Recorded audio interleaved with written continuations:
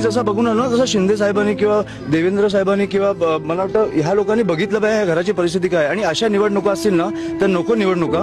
आम्ही सगळे फॉर्म परत घेतो, तुम्ही जिंका. ती बघा मुलगी परत उठली. ह्या अशा निवडणुका ही आपल्या महाराष्ट्राची परिस्थिती आणून ठेवली तुम्ही. तुम्हाला कधीतरी कळणार आहे की नाही की तुमचे राज्य कुठे नेऊन ठेवलंय तुम्ही. मला वाटतं आपल्या सगळ्यातला एक माणूस जागा झाला पाहिजे आणि ह्या गोष्टींचा विचार केला पाहिजे. फडणवीस साहेबांना माझी विनंती आहे, एक दिवस प्रचार सोडा आणि प्लीज या.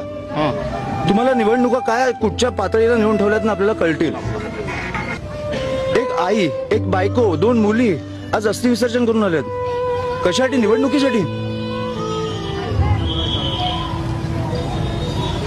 ह्याची उत्तरं मला मिळालीच पाहिजेत आणि बाळासाहेबांना न्याय हा मिळालाच पाहिजे. ही राजकारणाची परिस्थिती मी सहन नाही करू शकत. आपलं राज्य असं नाही असू शकत. बाकी सगळं ठीक आहे, 70 ठिकाणी तुम्ही जिंकला, बिनविरोध जिंका, मजा करा. पुढे 5 वर्ष 10 वर्ष रस्त्यांची वाट लावा, सगळं करा. खून नाही झाले पाहिजेत. तुम्ही खुनापर्यंत पोहोचताय आता, तर मी जाऊन भेटणार. सगळं मी करणार, सगळं मी करणार. तुम्ही त्यांची काळजी नका करू.